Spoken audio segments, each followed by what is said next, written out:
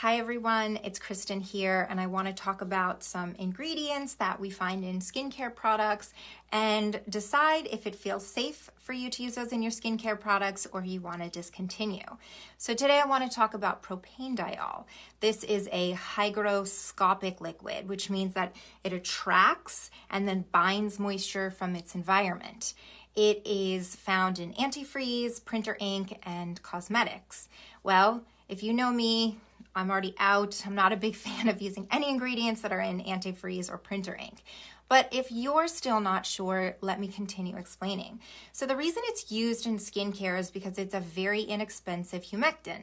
I don't like ingredients that are used just because they're inexpensive either, but continuing on. Humectants basically bind water to the skin and moisturize.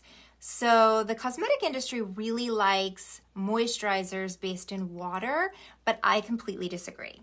You can ask me more if you are new here and you haven't heard me screech a bazillion times about the skin being an oily organ. So propanediol gets some pretty decent praise if you're Googling it because it's considered a replacement for glycerin and the ever-toxic propylene glycol. Don't let this fool you. We can't get distracted by the cosmetic industry saying it's a great alternative and then everybody just buys it because it's a great alternative. I want you to question things further.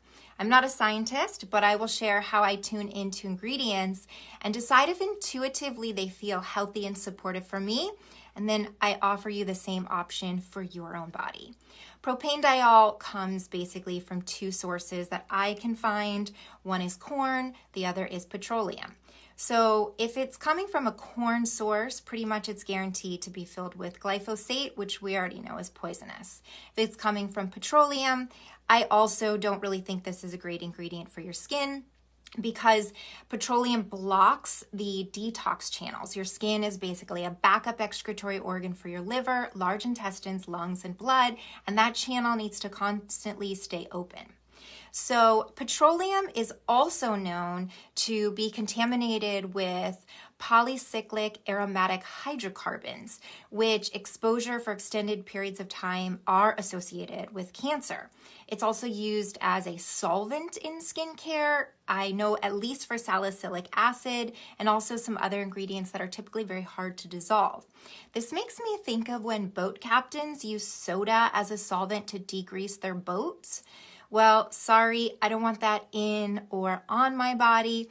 And my usual rant comes up here about any products or ingredients that are used as scrubs, exfoliants, to disencrust the skin or dissolve the skin or the oily mechanisms of the skin. You need your skin healthy and intact. So, moving on.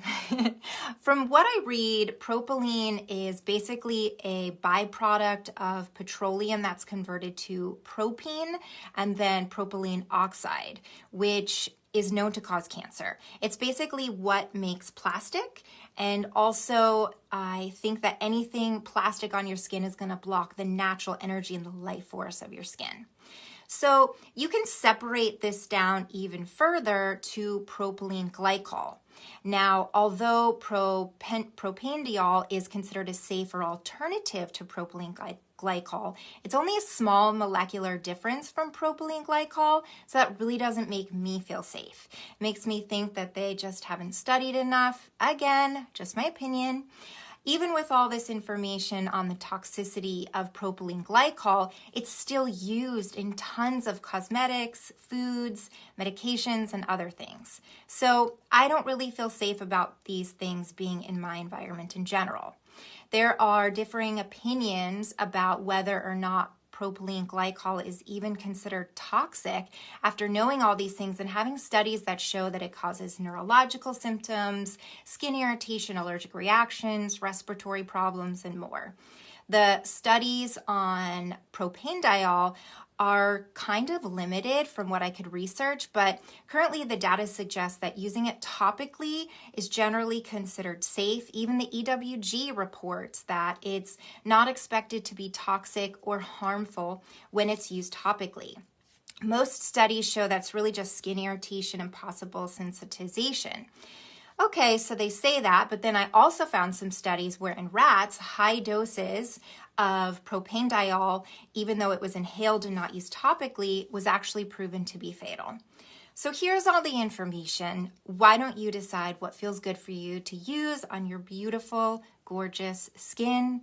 And if you don't feel comfortable using propanediol, you can check your skincare labels. And in the comments here, I'm going to list all of the other names that propanediol hides under. So I hope this supports you in understanding a little bit more about my process on how I investigate ingredients and decide what I want to use on my skin. And please feel free to comment below if you think this ingredient is safe and you want to use it on your skin, and have an organically beautiful day.